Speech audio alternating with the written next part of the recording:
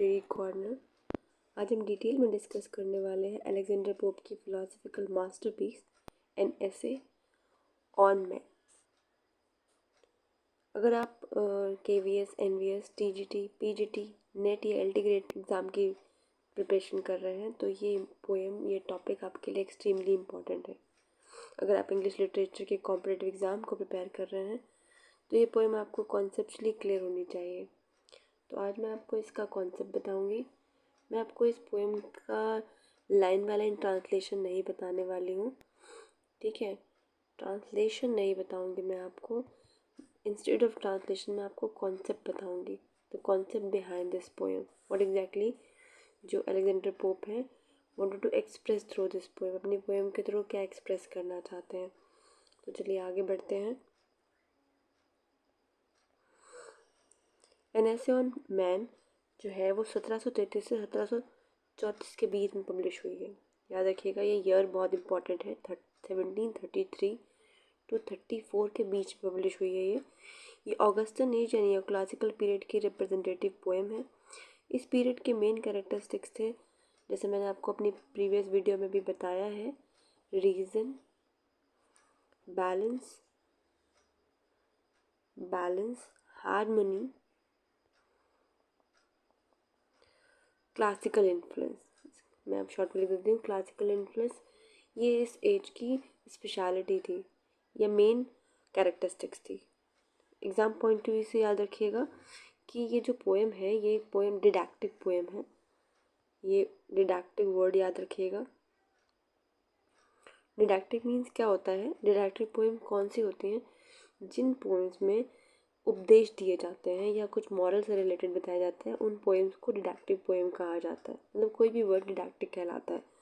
तो ये didactic plus philosophical poem है, क्योंकि इसके थ्रू जो है अलेक्जेंडर पोप ने अपनी फ़िलॉसफी को एक्सप्रेस किया है कि वो क्या फ़िलॉसफी रखते थे, ठीक है। अगेन ये पोएम जो है हीरोइक कपलेट में लिखी गई है। जैसे कि मैंने आपको अपनी पुरानी वीडियो में भी बताया था कि जो पोप हैं उनकी स्पेशलिटी क्या है कि वो अपनी पोएम्स को, अपने वर्क को जो है परफेक्शन के साथ लिखते थे, जिसमें वो हीरोइक कपलेट का सबसे ज़्यादा यूज़ करते थे। चलिए आगे देख लेते हैं कि जो एन एसे ऑन मैन है stands one of the most significant philosophical work माना जाता है पोप का। This is the masterpiece which reflect the enlightenment spirit while defending divine Providence through poetic form. इन्होंने अपनी पोइटिक फॉर्म के through जो है जो डिवाइन प्रोविडेंस है उसको एक्सप्रेस किया है, उसको डिफेंड किया है। एक्चुअली यहाँ पे पूरी पोएम जो है हीरोइक कपलेट में कंपोज हुई है, जो कि प्रेजेंट करती है सिस्टमैटिक आर्ग्यूमेंट को about humanities place in universe. पूरे यूनिवर्स में जो है वो ह्यूमैनिटी कहाँ लाया करती है, उस चीज़ को ये पोएम एक्सप्रेस करती है। उसके अलावा इसमें आपको एक बहुत ही इंपॉर्टेंट फ्रेज़ मिलेगा जो कि एग्ज़ाम में भी पूछा जाता है, the way of God to man. इसका मतलब क्या हुआ? इंसान को समझना कि जो भी यूनिवर्स में हो रहा है वो डिवाइन प्लान का पार्ट है। जैसे कि हम लोग अपने नॉर्मल टाइम में भी बोलते हैं कि जो भी हो रहा है अच्छे के लिए हो रहा है, गॉड की मर्ज़ी से हो रहा है, गॉड के प्लान के अकॉर्डिंग हो रहा है। तो ये वही चीज़ है, उस चीज़ पे जो है वो पूरी तरह लाई करते थे, पूरी तरह ट्रस्ट करते थे। और कुछ और इम्पॉर्टेंट थिंग्स दैट इज़ कि this entire poem as I said is written in heroic couplet. उसके अलावा इस पोएम को 4 एपिस्टल्स में डिवाइड किया गया है। 4 एपिस्टल्स में डिवाइड किया गया है।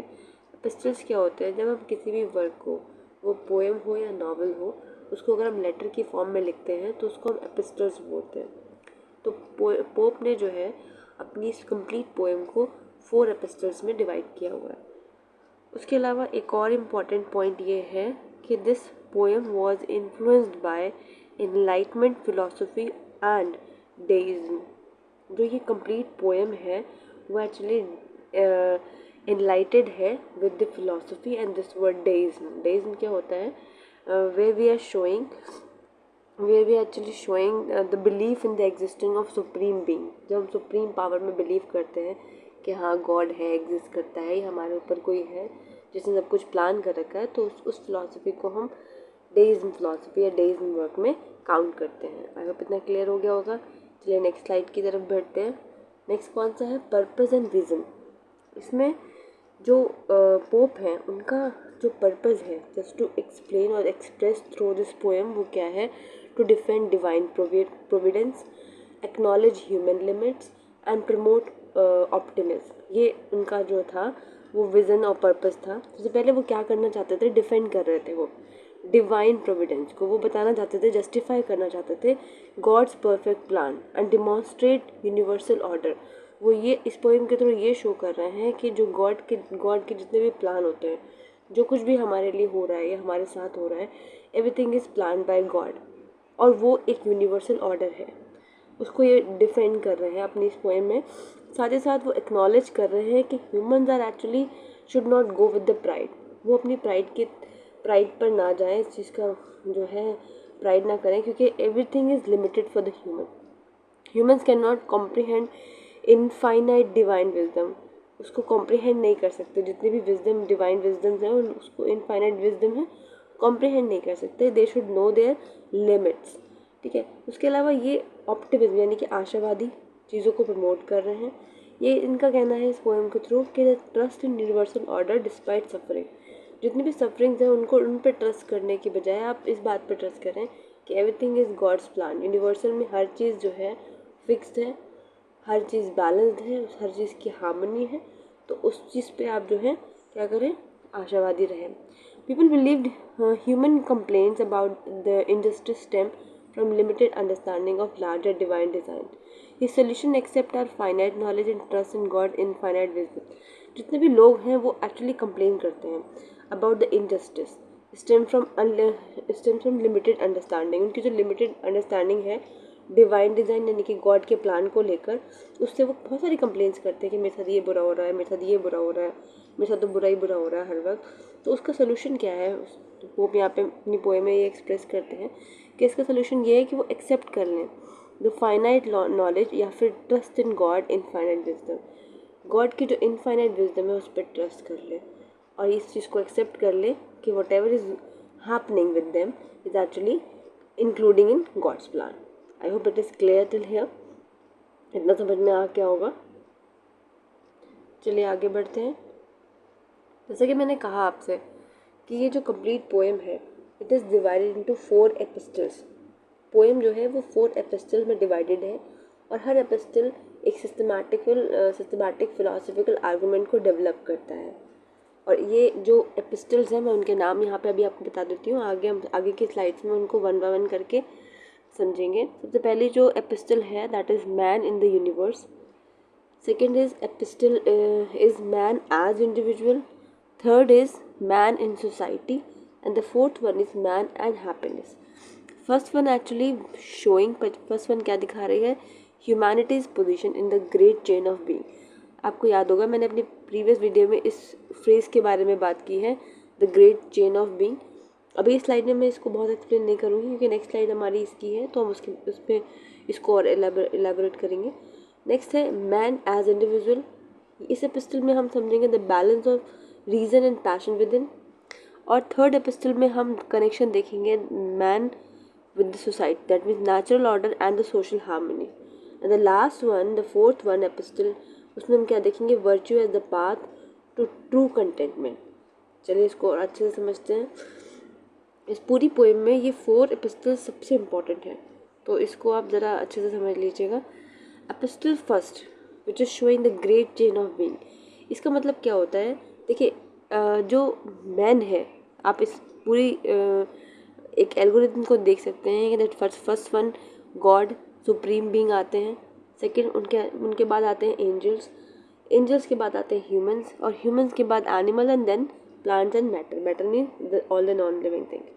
तो यहाँ पे देखो ह्यूमंस जो हैं वो एक्चुअली मिडिल पोजीशन कैरी कर रहे हैं इस पूरे हायरार्की में, इस पूरे हायरार्किकल स्ट्रक्चर में। जो क्रिएशन है, जो प्लेस है between angels, animals, humans are not actually perfect, it's not perfect and can not fully comprehends. जो गॉड का इनफाइनाइट विजडम है उसमें हम कॉम्प्रीहेंड नहीं कर सकते, लेकिन humans are lying in middle. इसका मतलब हुआ कि ह्यूमंस जो है इस पूरी हायरार्की में बीच में आते हैं। उनकी भी लिमिटेशंस है क्योंकि उनसे पहले आते हैं एंजल और एंजल से भी ऊपर आते हैं हमारे God. Pride lets human to question divine authority. और जिन भी लोगों में, जिन भी पीपल में प्राइड डेवलप हो जाती है तो वो डिवाइन अथॉरिटी के ऊपर क्वेश्चन रेज करते हैं। बट पोप क्या कह रहे हैं यहाँ पे? पोप इंसिस्ट कर रहे हैं everything is arrange in perfect order, we must accept our limited position and avoid arrogance. हमें अपना एरोगेंस छोड़कर, त्याग कर हमें एक्सेप्ट करना चाहिए कि हमारी जो पोजीशंस हैं वो लिमिटेड है। देखिए पूरे ओवरऑल बता दूं मैं आपको, the great chain of being में क्या है, the great chain of being में कि जो हमारा सिस्टम है, human, God, angels, animals, plants और मैटर का, ये पूरा एक चेन से कनेक्टेड है। जैसे कि एक इकोलॉजिकल चेन होती है, जिसमें आपने फूड चेन के बारे में सुना होगा, कुछ वैसा ही आप समझ सकते हैं, नॉट एग्जैक्टली बट कुछ वैसा ही, जिसमें गॉड जो है वो सुप्रीम है, ह्यूमन से सुप्रीम है, और ह्यूमंस जो हैं प्राइड कैरी करके, एरोगेंस कैरी करके उस चीज़ को डिनाई नहीं कर सकते। आई होप इतना क्लियर हो गया होगा। चलिए नेक्स्ट चलते हैं, next epistle, the human psyche. यहाँ पे एपिस्टल 1 से रिलेटेड मैं आपको दो क्वेश्चन बता देती हूँ। What kind of questions can come. Question आ सकता है कि explain the concept of great chain of being. अब एमसीक्यू में आएगा तो आपको ऑप्शन भी अवेलेबल होंगे, लेकिन अगर डिस्क्रिप्टिव में आता है तो आपको क्वेश्चन मिलेगा explain the concept of great chain of being. उसके अलावा how does Pope define the man's position in the universe. This can be the two question which will be important from the exam point of view. आगे देखते हैं epistle 2, man as individual. Second epistle human psychology को deal करती है। Pope reason और passion की conflict को explain करते हैं यहाँ पे। उनके अकॉर्डिंग जो रीज़न है वो गाइड करती है, पैशन मोटिवेट करता है, और इन दोनों में बैलेंस बहुत ज़रूरी है। तो दो चीज़ें वो बता रहे हैं। पहला वो यहाँ पे एक्सप्लेन कर रहे हैं अबाउट रीज़न, ठीक है ना। दूसरा वो एक्सप्लेन कर रहे हैं अबाउट पैशन, ठीक है। ये दो चीज़ें वो एक्सप्लेन कर रहे हैं, the passion and the reason. तो ये रीज़न क्या करती है, जहाँ पे भी हम रीज़न यूज़ करते हैं वो हमें गाइड करती है, ठीक है। रीज़न हमें गाइड करती है एंड पैशन हमें उस चीज़ के लिए मोटिवेट करती है। अब यहाँ पे पोप का कहना है कि ये दोनों ही चीज़ें बहुत ज़रूरी हैं, कोई एक चीज़ इम्पोर्टेंट नहीं है, दोनों इम्पोर्टेंट है। लेकिन दोनों में इम्पोर्टेंट क्या है, दोनों चीज़ का बैलेंस इम्पोर्टेंट है। यहाँ एक और इम्पोर्टेंट कॉन्सेप्ट है about ruling passion. Ruling passion जो है वो बहुत ही इंपॉर्टेंट कॉन्सेप्ट है सेकेंड एपिस्टल में। फर्स्ट एपिस्टल में वो चेन वाला कॉन्सेप्ट था, सेकेंड एपिस्टल में रूलिंग पैशन इंपॉर्टेंट है। Often asked in short notes में या फिर एमसीक्यूज में आपसे पूछा जाएगा रूलिंग पैशन क्या है यहाँ पे। तो रूलिंग पैशन, हर इंसान के अंदर एक डोमिनेंट डिज़ायर होती है जो उसकी पर्सनालिटी को कंट्रोल करती है। जो भी आपकी डोमिनेंट डिज़ायर, आपका जैसे पैशन ही बोल सकते हैं हम, हमें उस चीज़ के लिए अट्रैक्ट करती है, खींचती है उधर साइड के लिए, हम सब कुछ छोड़ के वो काम करना पसंद करते हैं जिसके लिए हम बहुत पैशनेट होते हैं। तो वो जो डोमिनेंट पावर होती है इनसाइड अस, उस चीज़ को पोप बोल रहे हैं, क्या बोल रहे हैं, रूलिंग पैशन, ठीक है ना। Pope examine the internal conflict between reason and passion. इस पूरे एपिस्टल में वो एग्जामाइन करते हैं about reason and passion and he saying, वो कह रहे हैं कि both essential part of human nature, not opposing force to be eliminated. In the force को एलिमिनेट नहीं कर सकते because both are important and they should be balanced. और द थर्ड इम्पॉर्टेंट पॉइंट है इस एपिस्टल का which is ruling passion. That means ruling passion का मतलब मैंने बता दिया आपको, the dominant desire that shapes character through out the life. जो हमारी थ्रू आउट द लाइफ जो कैरेक्टर हमारा बनाती है, हमारी पर्सनालिटी डेवलप करती है, वो हमारी रूलिंग पैशन होते हैं, ठीक है। Next is when properly balance reason and passion guide individual towards moral behaviour and self understanding. ये हमारा जो है कहलाता है द ह्यूमन साइकी, ठीक है ना। सेकेंड हमारा जो है रीजन वर्सेस पैशन में ये चीज़ आती है। थर्ड पिस्टल के बारे में पढ़ लेते हैं हम, man in society. Third epistle society और सोशल ऑर्डर को एक्सप्लेन करती है। पोप कहते हैं कि सोसाइटी नेचुरल है और डिवाइन डिज़ाइन का पार्ट है। सोसाइटी हम सबके लिए बहुत इंपॉर्टेंट है और नेचुरल है। सेल्फ लव नेचुरल इंस्टिक्ट है, लेकिन वो सोशल लव में ट्रांसफॉर्म होता है। इसी से कॉपरेशन, मोरालिटी और गवर्नमेंट डेवलप होती है। समझ रहे हैं आप। दो चीज़ें देखिए यहाँ पे बताई है। सबसे पहले वो बात कर रहे हैं किसकी, मैन को आप यहाँ पे इंडिविजुअल ले लीजिए, इन सोसाइटी का मतलब हम सोशल होने की बात कर रहे हैं, सोसाइटी, ठीक है ना, दो चीज़ों की बात हो रही है, and we are showing the connection between these two. तो यहाँ पे आप देख रहे हैं कि जो थर्ड एपिस्टल है उसमें वो सोशल ऑर्डर को एक्सप्लेन कर रहे हैं, सोसाइटी का जो कनेक्शन है वो मेन से किस तरीके से उसको एक्सप्लेन कर रहे हैं। सेल्फ लव, यहाँ पे वो सेल्फ लव को डिफाइन कर रहे हैं which is individual motivation. Social love जो बता रहे हैं कॉपरेशन एंड हार्मनी के लिए है। फिर सब डिवाइन इंस्टीट्यूशन, वो यहाँ पे चर्च वगैरह को भी लेकर आए हैं कि लॉज मेंटेन स्टेबिलिटी, ये भी बहुत इंपॉर्टेंट है दोनों को मेंटेन करने के लिए।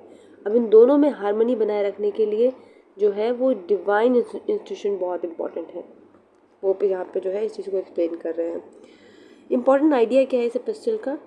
Social order is not accidental, it is divinely arranged. जो सोशल ऑर्डर है हमारा, यानी कि इंडिविजुअल जो है, जो how it is connected with social order, ये कुछ भी एक्सीडेंटल नहीं है, अपने आप से नहीं है, ये सब कुछ प्लान है, ये गॉड के प्लान के अकॉर्डिंग है, ठीक है ना। एग्जाम में क्वेश्चन आ सकता है, discuss pops view on social order, how does pope can not connect self love with social harmony, ये क्वेश्चन आ सकता है, ठीक है।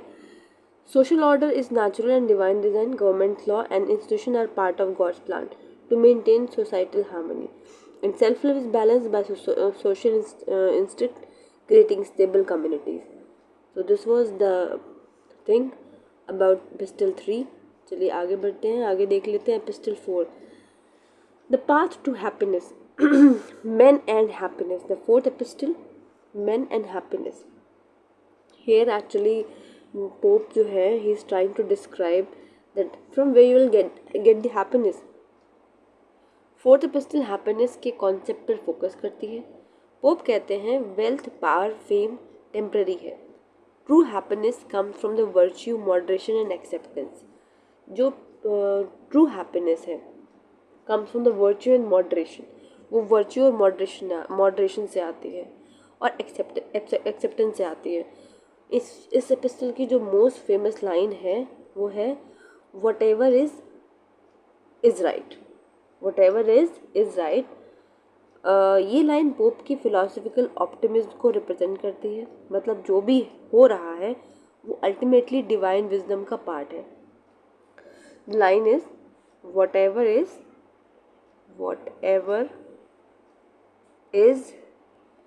इज राइट, जो भी हो रहा है वो एक्चुअली जो डिवाइन विजडम है उसका ही पार्ट है। इस पूरे एपिस्टल में उन्होंने इस चीज़ को शो किया है। ट्रू हैप्पीनेस क्या है? True happiness not found in external rewards but in the inner virtue. अगर हमें बाहरी तौर के जो रिवॉर्ड्स मिल रहे हैं उनसे आपको लगता है हैप्पीनेस आ रही है तो बिल्कुल गलत है। वो के अकॉर्डिंग यहाँ पे जो इनर वर्च्यू है that is actually giving us happiness. So wealth, power and fame do not guarantee happiness. Happiness come from the virtue and the moderation. Acceptance of one's place bring contentment. Accept जो हमारे किसी भी एक place को आप accept कर सकते हैं, एक्सेप्ट कर लेते हैं, that is bring the containment and align with the divine will through moral goodness. अगर आप अलाइन का मतलब है अपने आप को ढाल लेते हैं डिवाइन विल के अकॉर्डिंग, तो ये भी आपको मॉरल गुडनेस प्रोवाइड करती है, ठीक है। एपिस्टल 4 यहाँ पे कंप्लीट हो गया। तो ये 4 एपिस्टल थे जिनके बारे में हमने बात की। आई होप आपको क्लियर हो गए होंगे।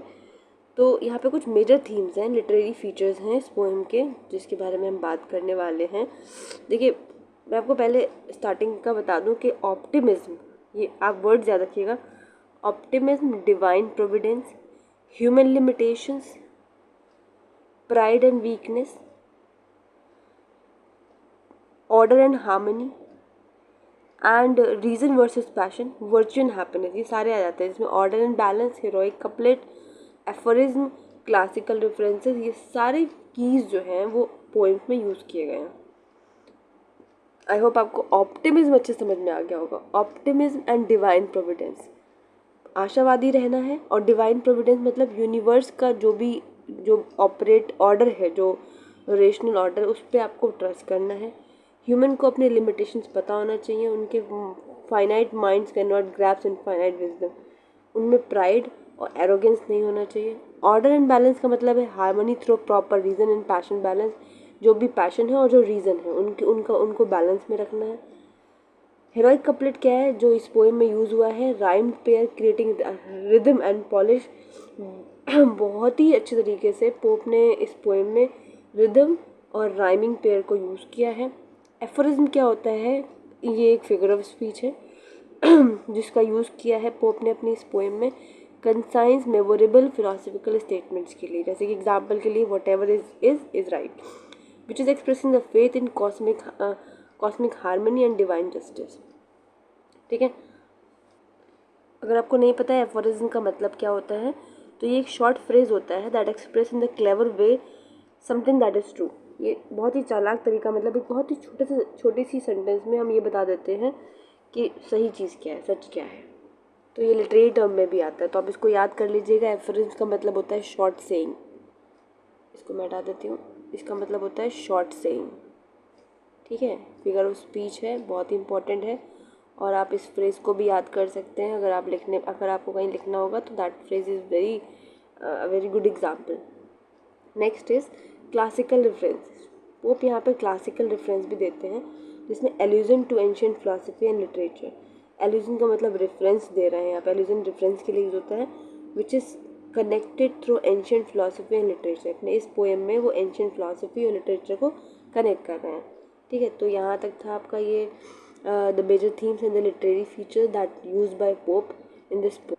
तो in short Pope actually explain about the written this poem is complete written in heroic couplet. पूरी पोएम है वो हीरोइक कपलेट में लिखी गई है।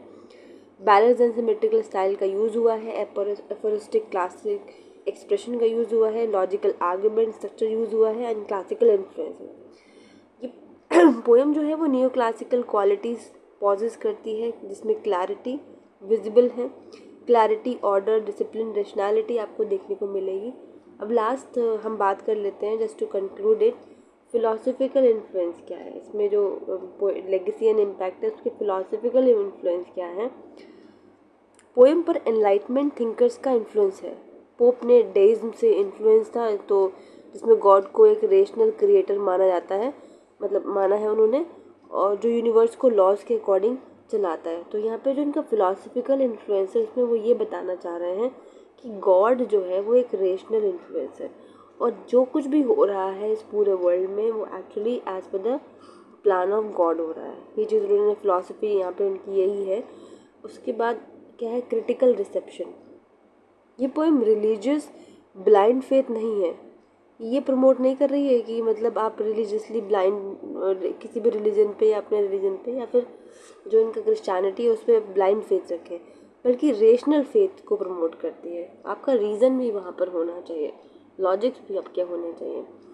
तो यहाँ पे मैंने यहाँ पे दिया हुआ है critical reception, admiral for logical structure. Logical structure को आपको एडमायर करना है, इंटेलेक्चुअल डेप्थ को करना है, पावरफुल एफोरिज्म को करना है। Some critics argues optimism oversimplifies human suffering, कि ऑप्टिमिज्म का यूज़ करके उन्होंने उसको ओवर सिंप्लीफाई किया है, जो कि डिपेंड करता है, वेरी करता है कि आप क्या मान रहे हैं। वैसे यहाँ पे उन्होंने किसी भी तरीके का ये प्रमोशन नहीं किया है कि आप ब्लाइंडली किसी भी रिलीजियस को मान लें। क्रिटिकल इवैल्यूएशन क्या है इसका, एग्जाम ओरिएंटेड, लॉजिकल स्ट्रक्चर है, पावरफुल एफोरिज्म है, इंटेलेक्चुअल डेप्थ यूज हुई है, और इन्होंने न्यू क्लासिकल पोएम का जो रिप्रेजेंटेशन किया है वो बेस्ट एग्जाम्पल है इस पोएम में यूज़ किया उन्होंने। Enduring the insignificance remains an essential text for understanding neoclassical ideas for reason। ये एक बहुत ही एसेंशियल टेक्स्ट है अंडरस्टैंड करने के लिए कि न्योक्लासिकल के आइडियाज़ क्या थे, जो कि मैंने आपको बार बार बताए हैं। वो क्या है, रीज़न है, ऑर्डर है, फेथ इन डिवाइन हार्मनी है।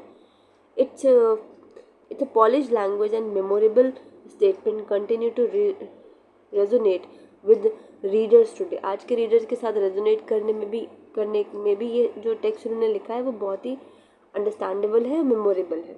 अगर आप इस पोएम को खुद जाकर पढ़ेंगे, लाइन बाय लाइन भी अगर आप मीनिंग निकालेंगे डिस्पाइट द डिफ़िकल्ट वर्ड्स, तो आपको ये पोएम अच्छे से समझ में आएगी, और आपको समझ आएगा कि एक्चुअली पोप की फ़िलॉसफी क्या थी। तो आज की वीडियो में बस इतना ही। आई होप आपको ये पोएम अच्छे से समझ में आ गई होगी। मिलते हैं नेक्स्ट वीडियो में इनके नेक्स्ट वर्क के साथ। Till then bye bye.